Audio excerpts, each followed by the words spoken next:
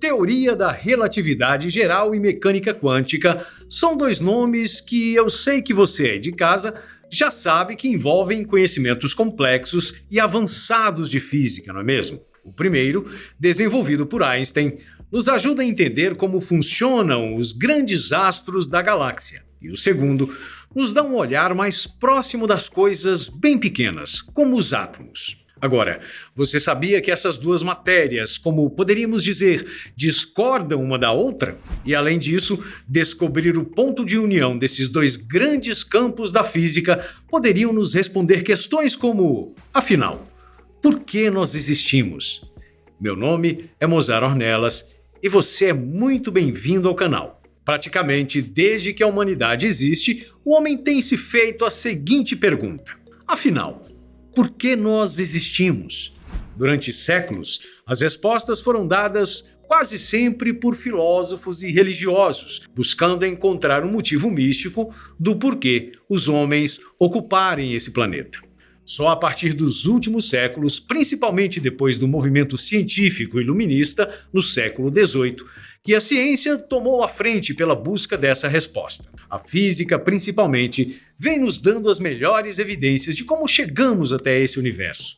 Porém, foi uma longa caminhada até chegar aos avançados estudos que nos encontramos hoje. Por exemplo, há mais de 100 anos atrás, aqui no Brasil, após a visualização de um eclipse na cidade de Sobral, no Ceará, e na ilha de Príncipe, no arquipélago de São Tomé e Príncipe, Einstein confirmaria sua teoria geral da relatividade, revolucionando a física. Até hoje, cientistas fazem testes para provar a teoria do físico alemão e se assustam com a precisão de seus estudos, mesmo após tantos anos. A mecânica quântica, embora tenha sido desenvolvida na mesma época de Einstein, que também foi um dos colaboradores em sua criação, contou com o estudo de muitos outros cientistas. Porém, geralmente é aceito que Max Planck, por volta de 1900, teria sido o primeiro a estipular as ideias básicas sobre o objeto da mecânica quântica, os átomos e as partículas subatômicas. Esses dois grandes campos de estudo da física são formados pelas teorias que hoje explicariam melhor os eventos que elas buscam responder. A teoria geral da relatividade busca explicar o funcionamento e a formação dos grandes astros da galáxia, como ela por si só. Enquanto isso, a física quântica estuda os acontecimentos que ocorrem no mundo atômico, o que afinal também é um estudo das coisas visíveis, que seriam reflexos dessas reações impossíveis de serem vistas a olho nu. As duas, sendo analisadas separadamente, são teorias quase perfeitas, que responderam muitas perguntas importantes feitas há séculos pela humanidade. Porém, existe um grande elefante branco que atazana a vida dos cientistas há pelo menos mais de 50 anos. Embora sejam teorias incríveis, quando se tenta juntá-las, vários questionamentos e dúvidas aparecem. Hoje, nenhuma delas sozinhas poderia explicar um evento do tipo do Big Bang, por exemplo, a grande explosão de um ponto minúsculo que continha todo o universo, até a expansão do que temos hoje. O que os cientistas sabem é que provavelmente a união dessas duas teorias geraria algo que seria como uma teoria de tudo. Ela explicaria a nossa existência no universo, como diz o seu possível nome: tudo. Esse grande conhecimento ainda não existe. Só que, bem, muita gente vem trabalhando nisso já há algumas décadas, e logo, algumas teorias que buscam explicar nossa existência já circulam no meio científico. E antes de falarmos sobre essas teorias, temos que explicar também que essa unificação entre a teoria da relatividade e os estudos subatômicos giram em torno de uma outra problemática: a gravidade. Acontece que, enquanto na teoria da relatividade ela seria uma força fundamental para os movimentos dos astros, na física quântica, ou seja, no universo das partículas subatômicas, ela simplesmente nem existe. É sempre bom lembrar que a gravidade foi descoberta, se é que podemos chamar assim, não é mesmo? Afinal, ninguém saía voando antes de Sir Isaac Newton formular a sua teoria em 1687, mais de 3 séculos antes de Einstein revolucionar o mundo da física.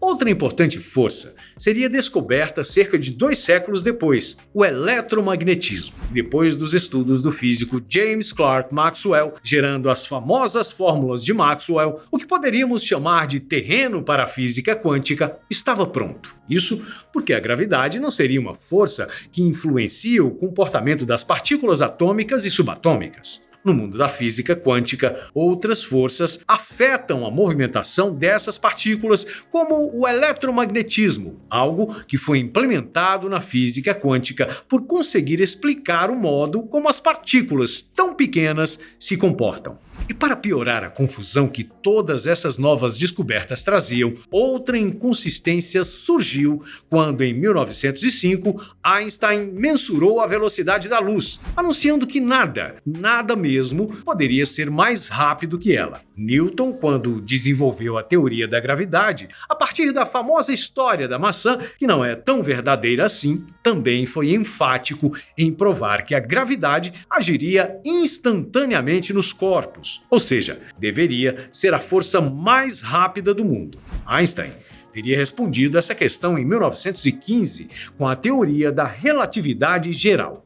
Em sua teoria, a gravidade não seria realmente uma força, e sim um elemento que, na verdade, sofreria alterações dependendo da velocidade e da massa dos objetos. Mesmo com essa explicação, isso não responderia à pergunta sobre a força misteriosa, e então nem ele, nem ninguém conseguiu apontar a força que agiria tanto nos corpos gigantescos como estrelas e galáxias, chegando até o mundo subatômico.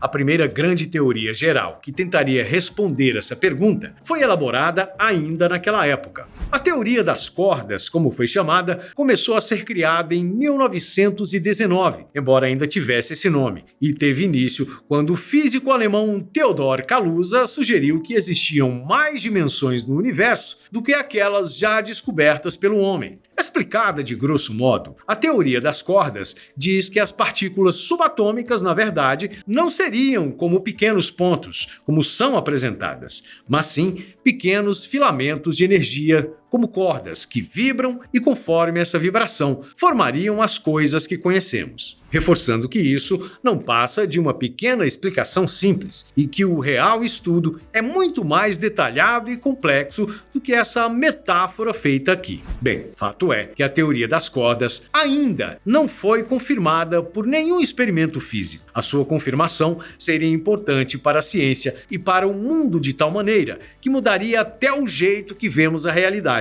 Como já dito, para se provar verdadeira, a teoria das cordas só poderia ser real em um mundo que existisse muito mais outras dimensões, além da altura, largura, comprimento e tempo. Bem, o que podemos afirmar com toda certeza é que a teoria da corda é algo bem complexo de ser imaginado na mente humana. Tanto é que apenas as mentes mais brilhantes trabalham no assunto, e para a grande maioria das pessoas, infelizmente, é difícil até de entender o básico do assunto. Como se tudo não pudesse ficar mais complexo, fato é que existem, na verdade, várias teorias que se utilizam do modelo das cordas para unificar a física. Foi só na década de 90 que os cientistas decidiram que deveria existir, ou pelo menos se tentar criar, uma teoria única que juntasse as várias teorias da corda existentes. Foi em 1995 que surgiu o que hoje nós conhecemos como Teoria M. Essa teoria não é de fato uma teoria única, mas um emaranhado de várias teorias físicas diferentes, uma família de diversas observações e estudos, e hoje é a teoria mais aceita no quesito de unificação dos dois grandes campos físicos.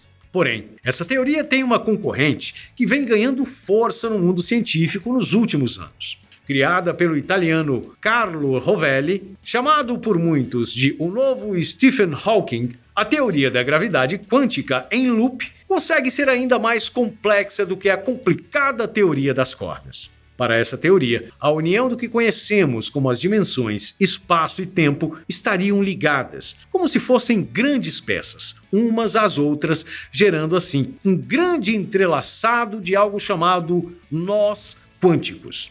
Isso contradiz a ideia atual que nós temos sobre a linearidade do tempo e do espaço, mudando praticamente tudo como os físicos entendem os conceitos sobre as dimensões. Independente da complexidade desses assuntos, os cientistas veem em um futuro próximo, principalmente devido ao avanço tecnológico dos últimos anos, que permite que testes mais avançados e precisos sejam feitos, a resposta para esses questionamentos que há tanto tempo afligem a humanidade. Essas respostas, por mais que possam parecer distante da nossa realidade de contas e responsabilidade, trariam esclarecimentos mais profundos sobre a nossa existência nesse planeta e talvez respondessem a tão capciosa questão: afinal, por que nós existimos?